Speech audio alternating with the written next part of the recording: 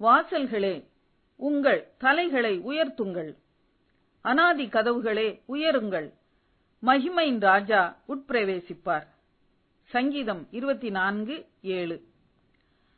வாசல்களும் அநாதி கதவுகளும் நம் மகிமையின் ராஜாவாகிய இயேசு கிறிஸ்துவுக்கு முன்பாக திறக்கப்படும்.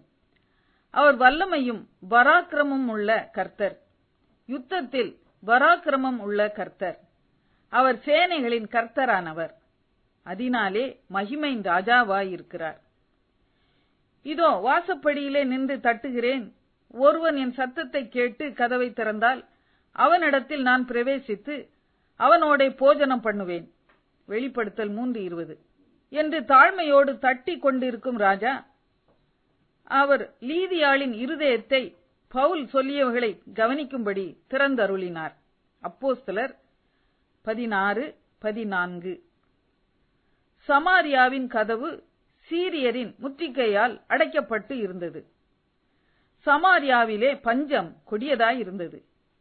இனி நான் கர்த்தருக்கு காத்திருக்க வேண்டியது என்ன என்று ராஜா நம்பிக்கையை இழந்தவனாய் தீர்க்கதரிசிக்கு ஆள் அனுப்புகிறான்.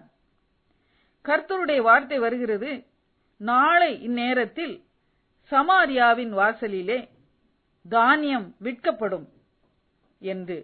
ஒருவராலும் நம்ப முடியவில்லை. ஆனாலும் கர்த்தரின் வார்த்தை சத்துருவின் முற்றுகையை முறித்து சமாரியாவின் வாசலை திறந்து பஞ்சத்தை நீக்கிவிட்டது. தேவனுடைய வார்த்தை வல்லமை உள்ளது, கதவுகளை திறந்துவிடும். தாவீதின் திறவுகோலை உடையவர் நம் இரட்சகர் இயேசு. எரிகோ கதவு இஸ்ரவேலருக்கு முன்பாக அடைக்கப்பட்டிருந்தது. இஸ்ரவேலர் வாயிலிருந்து துதியொலி எழும்பவே கதவு மட்டுமல்ல, அலங்கமே இடிந்து விழுந்தது. அல்லேலூயா! துதியானது வல்லமை உள்ளது. தாயின் வயிற்றிலிருந்து சப்பானியாய் பிறந்த ஒரு மனுஷனை பிச்சை கேட்கும்படி நாடோறும் தேவாலயத்தின் அலங்கார வாசல் அண்டையிலே சுமந்து கொண்டு வந்து வைப்பார்கள்.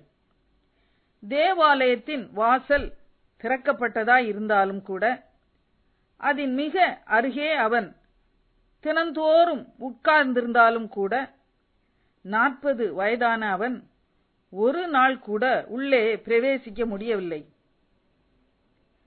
பேதுருவும் யோவானும் ஜெப வேளையிலே அங்கு வந்தபோது, நசரேயனாகிய இயேசு கிறிஸ்துவின் நாமத்தினாலே எழுந்து நட என்று சொல்லி வலது கையினால் தூக்கிவிட்ட போது, அல்லேலூயா, அவன் குதித்தெழுந்து நின்று நடந்தான்.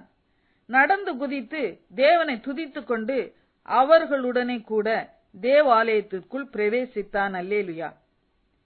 இயேசுவின் நாமமும் அவரால் உண்டான விசுவாசமும் அவருடைய நாமத்தை பற்றும் விசுவாசமும் தேவாலயத்தின் வாசலை அந்த சப்பானிக்கு திறந்து கொடுத்தது.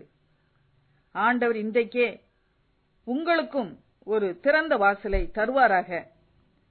உங்கள் வீடுகளை இயேசுவின் பிரசன்னத்துக்காக திறந்து கொடுங்கள். அவர் ராஜாவாய் ஆளுகை செய்யட்டும்.